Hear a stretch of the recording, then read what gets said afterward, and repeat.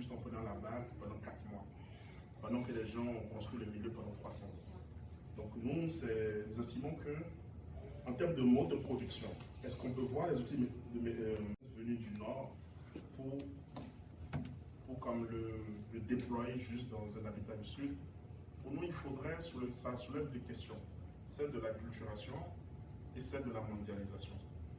Dans un esprit de mondialisation, un outil comme l'outil morphologique n'est pas un outil qui a pour objectif c'est pas un outil colonial, c'est pas un outil qui dit « Ah, il faut que vous construisez de telle ou telle manière, non. C'est un outil plutôt qui dit « Je vais lire votre espace, je vais l'interpréter à ma manière, mais je suis conscient que ma manière n'est pas entièrement fidèle à comment vous la décrivez quand c'était vous. » C'est pour ça que si vous faites attention à l'entrée de jeu dans la thèse sur la partie cadre architectural, j'ai développé tout un paragraphe pour ça, en disant j'ai proposé une typologie, mais je reconnais que ma typologie ne serait pas la même si c'était une personne d'Intervie qui l'a proposée. Donc, c'est une manière de négocier pour dire, mais si je ne fais pas cette typologie-là, il n'y en aura jamais une typologie proposée par quelqu'un. Il faut bien commencer quelque part, et ensuite, j'espère qu'une personne qui est issue du milieu, qui aura peut-être une formation ou un intérêt similaire, pourra venir critiquer, améliorer, corriger, et dire, mais finalement, non, on pourra culturellement voir ça de telle ou telle manière. Donc, le monde dans lequel on est, c'est un monde fermé. Si on espère que chaque culture est entièrement segmentée dans sa position et ne peut pas s'inspirer d'outils de part et d'autre, c'est que notre monde n'a plus de sens. Donc oui, nous prenons l'outil, nous l'avons adapté, nous avons reconnu les limites, mais nous estimons qu'elle a quand même apporté quelque chose, elle a permis de construire une connaissance.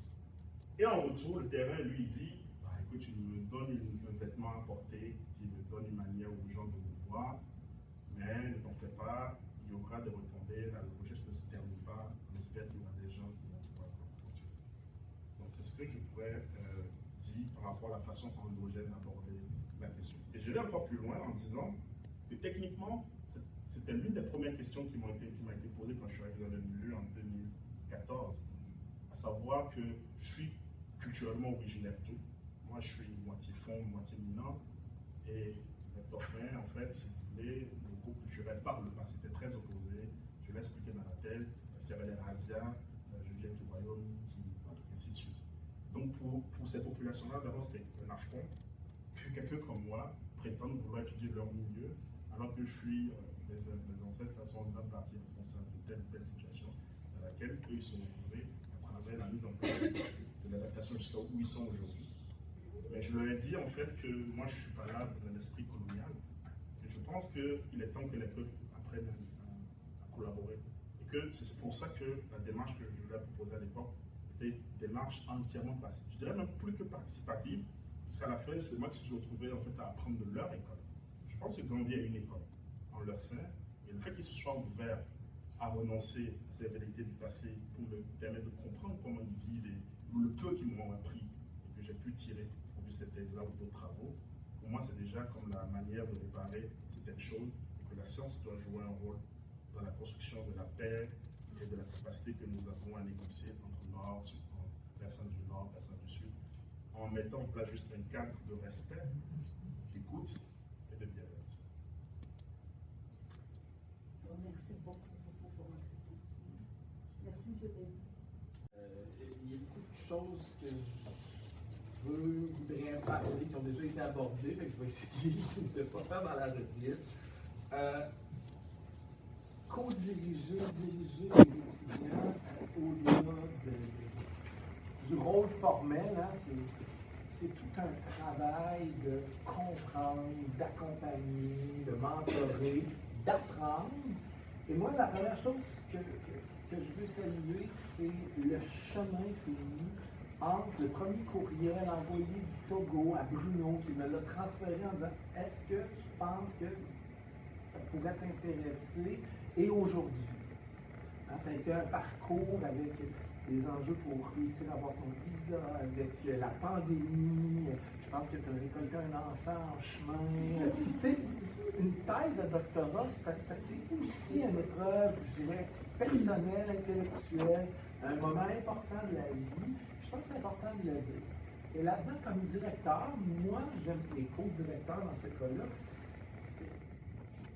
j'essaie d'embrasser ce côté-là, parce que c'est pas vrai qu'on peut être.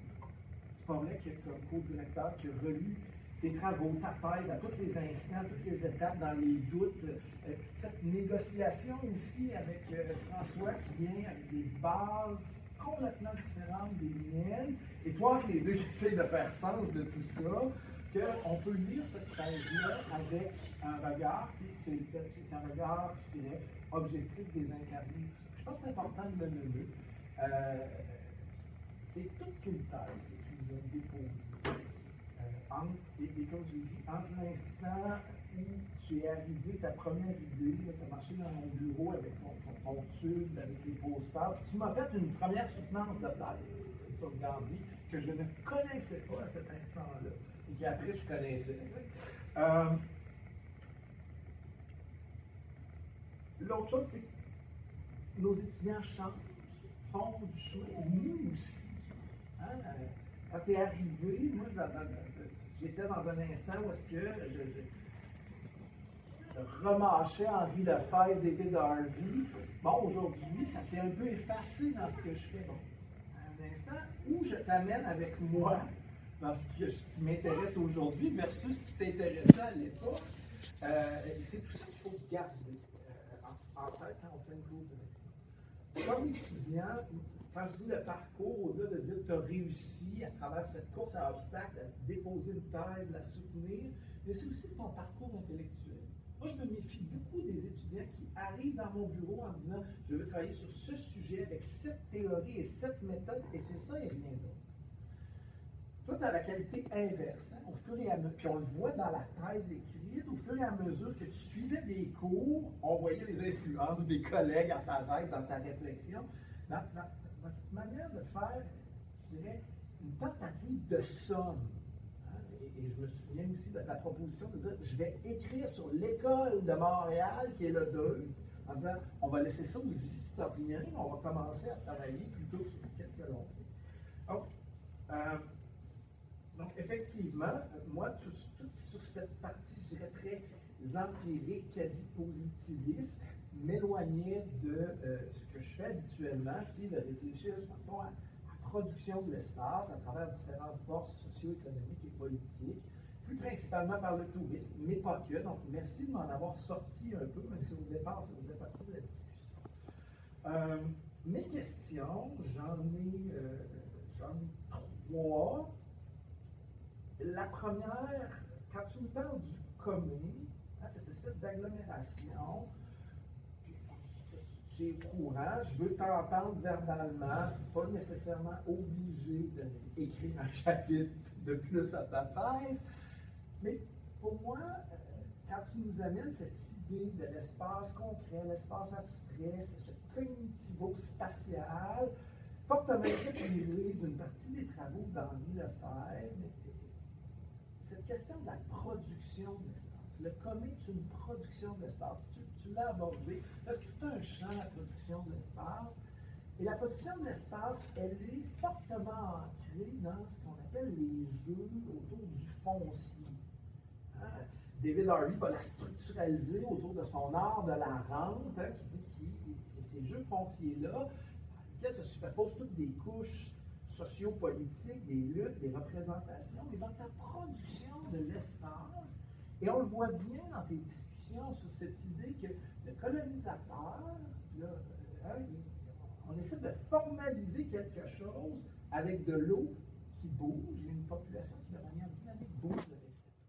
Et donc, cette production de l'espace, qui est basée dans notre vision, je dirais, occidentalo-terrestre, parce que peut-être les Vénitiens ont une vision un peu différente, mais qui est basée sur cette idée du foncier, hein, d'une matérialité qu'on peut aliéner, acquérir, etc. Comment elle se trouve à intégrer l'eau? Moi, ça, c'est ma première question qui m'apparaît.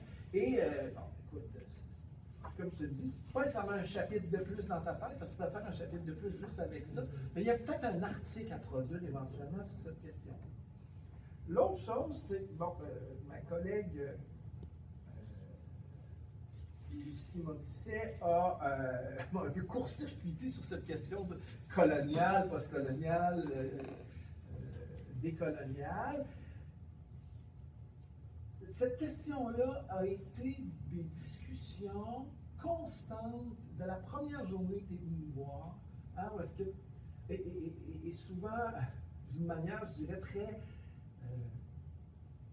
vernaculaire et intuitive, de dire le colonisateur essaie de mettre son cadre, hein, son quadrillé terrestre sur de l'eau, puis ça fonctionne. Et ta thèse, et moi je veux t'entendre sur comment dans ta thèse, parce que tout ça est en filigrane. Et je vais être très transparent, je suis en train de relire Homi Bhabha présentement, la localisation de la culture, hein, et qui va parler que dans les processus coloniaux, ben, les sujets qui se font imposer ces cadres vont dans les interstices négocier qui ils sont, leurs différences, voire hybrider le savoir, la culture pour exister là-dedans, voire, je dirais, éroder ou remettre en question les structures coloniales qui sont imposées. Et donc, toi, de manière, je dirais, réflexive, dans ton processus où tu as appliqué effectivement un cadre du Nord, une théorie je dirais très touffue et très alimentée par des cadres occidentaux, comment tu as pu inscrire, parce que c'est là en filigrane, parce que moi je le sais, parce qu'on en a parlé beaucoup, si on ne sait pas, c'est comme un peu caché. Hein? Mais donc moi je voudrais que tu nous le révèles un peu plus, parce que à travers des formulations, bon, j'aurais dû prendre le temps de les ressortir, mais tu le remets en question, sans jamais avoir un chapitre direct, sans jamais. Mais ici et là, tu vas positionner des éléments, tu vas remettre en question. J'aimerais que tu nous en révèles un peu plus sur comment toi, comme chercheur, dans un processus de légitimation formelle dans le Nord, a gardé sa place de penseur du Sud, parce qu'elle est là. Et mon dernier point, ton cogito spatial, et là je vais ramener du Nord. Moi, j'ai vu la version à 95 diapos de la soutenance. Et où est-ce que tu vas plus loin dans ta réflexion sur la partie, je dirais, qui est plus phénoménologique ou plus sciences sociales et humaines? C'est que tu nous montres qu'à quelque part, cette architecture vernaculaire, si je me trompe, provient aujourd'hui d'une espèce de modernité réflexive vernaculaire dans ce milieu. Que tout à coup, cette idée d'Ulrich Beck, la société moderne, la réflexivité moderne, la modernité réflexive, qui est celle des sociétés technologiques très évoluées, qui prennent conscience de leur propre capacité de s'éradiquer, que tout à coup, ça ne tient pas la route, mais ça tient la route, mais que le voir comme étant le propre des sociétés modernes, technologiques, m'apparaît être un peu court et remis en question dans ta réflexion, est-ce qu'elle est rendue? Parce que pour moi, ce que je vois, c'est que ton milieu vernaculaire a une forte réflexivité pour être capable de bouger au-delà de la technologie, au-delà des cadres, des méthodes. Et c'est peut-être là qu'il y a quelque chose à faire émerger aussi. Et c'est ça. Moi, je veux t'entendre là-dessus. Là, comme des questions que je t'en ai posées pendant 6 ans. Donc là, je te donne plus un peu des tremplins pour rajouter de la matière à ce que tu nous as donné.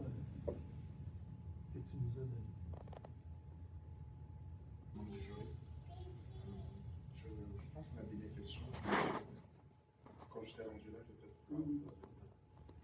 Donc, avant toute chose, je vais remonter sur la question du commun.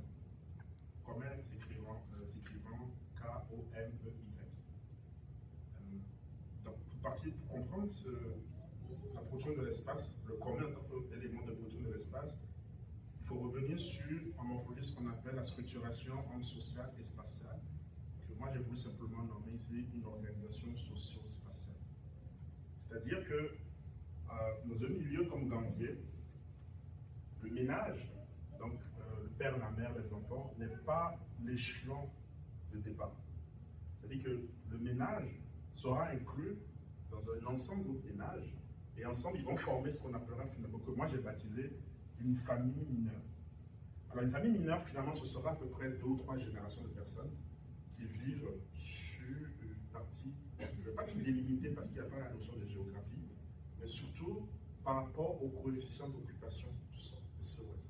Le COS sera vraiment un facteur très important pour déterminer est-ce qu'on est en face vraiment d'une famille mineure ou pas. Dans la langue tofin, on parlera de Senta, je ne sais pas si je le prononce bien. Ce que nous avons voulu faire, pour chacun de ces espaces-là, nous avons utilisé un pointier pour vous montrer qu'en fait, ce n'est pas la géographie qui sera finalement le facteur de cloisonnement d'un ensemble bâti dans l'espace. Donc la production de l'espace, c'est que finalement, il y aura d'une cellule à une autre une agrégation. La famille mineure, baptisée le Senta, sera incluse dans une famille de 5, à peu près 5-6 générations, qu'on appellera Renou, et dont la visibilité au niveau de l'espace sera ce que nous avons appelé la concession familiale. Vraiment, c'était le mot en français le plus proche que nous ayons trouvé pour montrer cet esprit-là. Et même là encore, si on va aller plus loin, on pourrait dire que les concessions familiales ont muté, puisque je vous ai montré qu'aujourd'hui, il y a un principe d'alignement par rapport au cours d'eau. Donc, est-ce que par exemple, les concessions familiales existent toujours aujourd'hui? Ça, c'est quelque chose qu'il faudrait documenter.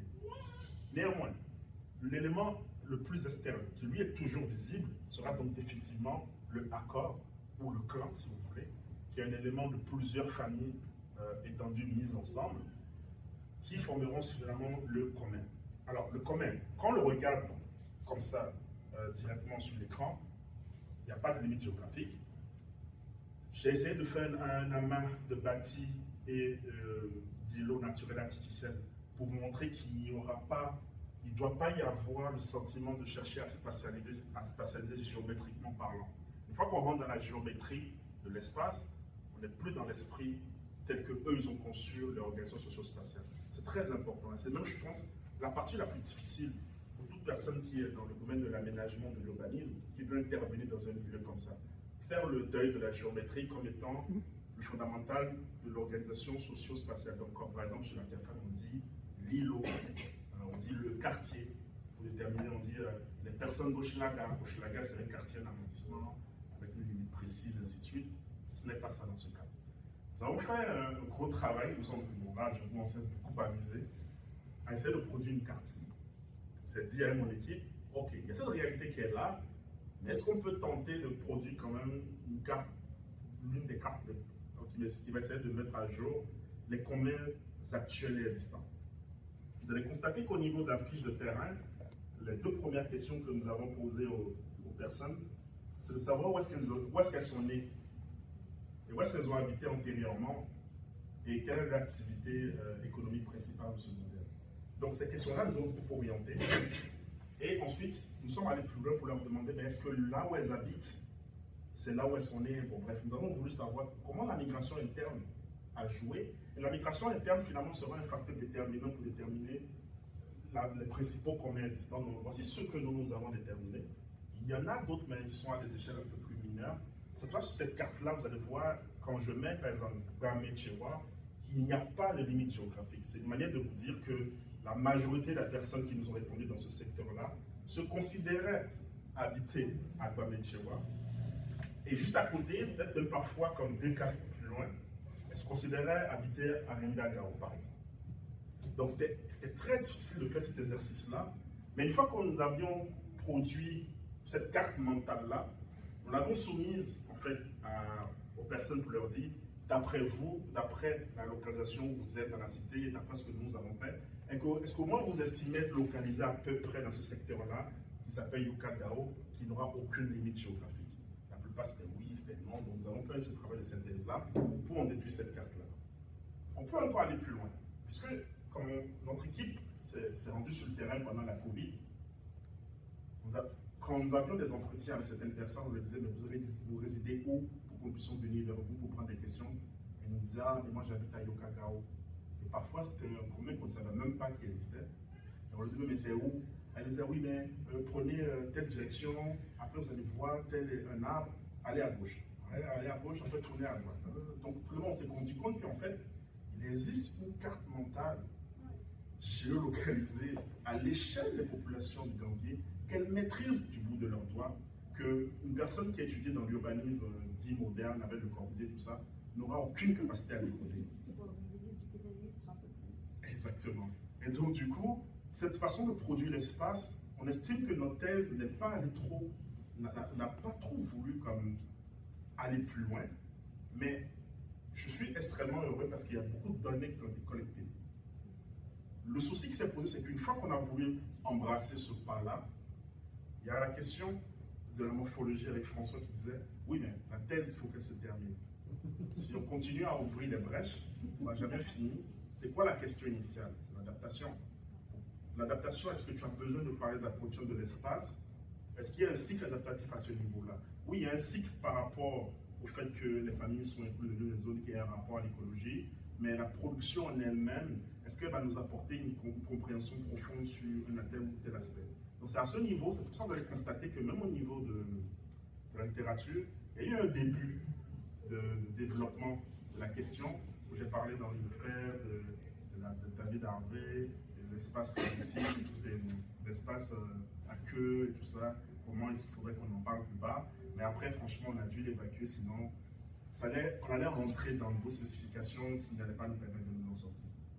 Donc, pour nous, nous avons quand même une certaine satisfaction avec cette carte-là. Et je peux vous promettre que ces cartes-là vont être le point de départ d'un travail d'article qu'on devra faire. On n'a pas le choix.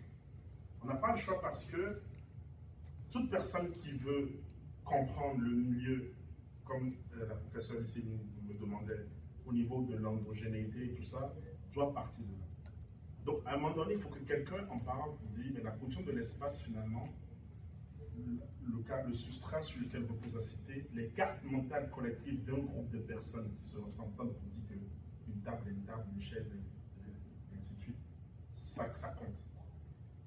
L'ère selon laquelle le GPS, comme Google Maps, qui me détermine que là c'est un îlot, c'est un quartier avec des voies et tout ça, malheureusement, ça ne peut pas s'appliquer dans ce cas d'étude-là.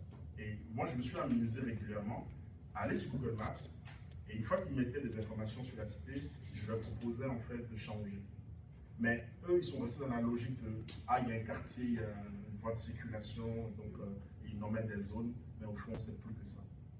Maintenant, est-ce que dans le monde dans lequel nous sommes extrêmement mondialisés, où il y a quand même des cultures dominantes, il faut le dire, on pourra comme rendre fidèle à un certain degré pour imposer à la Terre une façon de regarder le tel que la population fonctionne? Je ne sais pas si on va y arriver, mais il faut quand même qu'on puisse laisser une trace en termes d'articles. C'est extrêmement important. Sinon, le travail sur l'adaptation-là, elle va prendre un coup, puisque les gens vont penser que Gambie, finalement, c'est un endroit comme tous d'autres endroits dans le monde. Il y a des routes, il y a tout ça, mais non. Gambie est Gambie parce qu'il y a un groupe de personnes qui sont allées sur l'eau et qui ont défini leur manière de se localiser, de se déplacer, de faire des migrations internes, et ainsi de suite. Donc, c'est un peu ce que je pourrais répondre sur cette question des communs. Et là encore, on pourra encore aller plus loin, puisque je vous disais que la cité la plus de Gambier, c'est une des 5 cités qui existent actuellement au nord du lac. Est-ce que les 4 autres cités fonctionnent de cette manière-là? Point d'interrogation. C'est quelque chose qu'il faut qu'on creuse. Il faut qu'il y ait une étude complémentaire sur le sujet. Et une fois que ça va être fait, il faudra donc faire une synthèse, se demander, finalement, les hommes et les femmes du monde, quelle est la production de l'espace qui leur correspond le plus? Comment cette production de l'espace-là enrichit nos connaissances sur la terre ferme? Et aller plus loin. Parce qu'une fois que l'eau va monter, supposons, le monde, une ville comme Montréal se retrouve complètement inondée dans, je ne sais pas, 200 ans, ainsi de suite, est-ce que les rues comme Sainte-Catherine et tout ça vont redevenir des repères? Et à ce moment-là, ces espaces-là, parce que la production de l'espace-là, la compréhension de cette production-là, peut être un point de départ peut-être pour redéfinir la manière dont nous allons nous approprier nos espaces qui seront peut-être sous l'eau dans quelques décennies, dans quelques centaines d'années. Donc voilà pourquoi je suis entièrement d'accord avec vous qu'il y a une nécessité absolue à poursuivre, à développer cette question-là en dehors de la thèse et y faire toute une production là-dessus. ça amène à la deuxième question. La lecture filigrane. Oui, comment le penseur du Sud Que tu es. oui, là, je n'ai pas dit beaucoup la question. Mais, dans le fond, moi, je veux que tu nous parles un peu de comment toi, comme penseur, comme intellectuel, là, donc, je pense que là, tu vas être patenté après avec tes 3 lettres, là, mais tu es un intellectuel, du Sud global. Et comment toi, à partir de ça, tu as négocié en filigrane cette identité intellectuelle-là, parce qu'elle est là dans ta tête, sans la mettre au centre. Sans la mettre au centre, oui. C'est vraiment une très bonne question. Je vais.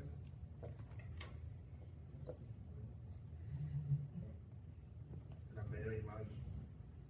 Pour moi, en tant que personne intellectuelle du Sud qui aborde une problématique, qui veut parler d'une problématique, un phénomène qui touche la terre entière, pour moi, ma part d'apport en tant que personne du Sud, c'est ce que nous on appelle chez nous l'arbre à parole. Et j'ai voulu en fait matérialiser ici. Si vous faites attention, la gouvernance autochtone à Gambier, contrairement à cette image-là, vous allez voir qu'ici, à l'époque coloniale, notamment il y avait une culture dominante qui va essayer de dicter des règles. Mais au niveau de la gouvernance autochtone, en Afrique chez nous, il y a une stratification sociale, certes, mais il y a beaucoup de négociations qui se fait au sein même de nos familles, il y a des problèmes, et ainsi de suite. Et donc, l'image de l'arbre à parole, dans l'image de la discussion, pour définir qu'un cadre, comme 2 égale à 1 plus 1, mais 2 aussi égale à 1,5 plus 0,5. Donc, nous, il y a une ouverture à discuter ou à remettre en cause des cadres conceptuels et théoriques qui ont l'air au départ complètement figés, notamment la question de se demander est-ce que François et Dominique peuvent travailler ensemble. Moi, en tant que penseur du Sud, c'est pour ça que je dis oui, ils peuvent travailler ensemble. Ils peuvent travailler ensemble si juste on s'entend sur une manière de départ, si on s'entend sur un objectif qu'on va se fixer ensemble et qu'on ait l'esprit de l'arbre à parler. Donc, cet esprit-là, on va tous s'asseoir ensemble pour dire bon, ok, quelle est ta limite, toi, dans ton champ, quelle est ma limite, moi, dans mon champ, pourquoi est-ce que nos champs doivent conjuguer, doivent discuter, et pour répondre à quels besoins. C'est pour ça que j'ai justement écrit cette lettre-là, et justement qui fait écho à ce dont vous avez parlé, où je vous avais envoyé une lettre, un courriel pour parler de l'école de Montréal, où j'estimais, où j'étais frustré de voir qu'il y avait beaucoup de profs et de profs compétents dans leur domaine qui pourraient juste s'asseoir ensemble et juste se poser comme question, ok, avec les changements climatiques et tout ça qui va arriver, est-ce que c'est intelligent collectivement que chacun se mette à documenter le phénomène pour cloisonner dans sa discipline ou dans son champ, ou est-ce qu'on peut marcher selon le regard du monde qui est un phénomène pluriel qui nous frappe tous, qui est beaucoup plus rapide que la capacité que nous avons à produire notre connaissance, parce qu'au moment où je parle, il y a des événements quelque part dans le monde qui est extrêmement violent. Et donc, est-ce que ce n'est pas plus intelligent de se mettre ensemble, de garder d'une part nos spécificités sur la question, mais de commencer à anticiper sur qu'est-ce qu'on peut construire tous ensemble, dans l'esprit de l'arbre à parole. Donc, moi, en tant que penseur du Sud, je pense à ce que j'ai apporté. Cette capacité à ne pas vouloir être segmenté tout de suite dès le départ dans un champ uniquement. C'est pour ça que dès que le prof me demandait de venir comme travailler avec lui, c'était un grand plaisir parce que je me disais qu'il y aurait forcément une diversité ou une spécificité que je pourrais tirer, apprendre, dans l'esprit de l'arbre à parole, essayer de synthétiser, tel que cela se fait dans ma culture d'origine pour éviter des problèmes ou de sortir des catégorisations complètement figées ou complètement rigides. C'est ce que je pourrais dire.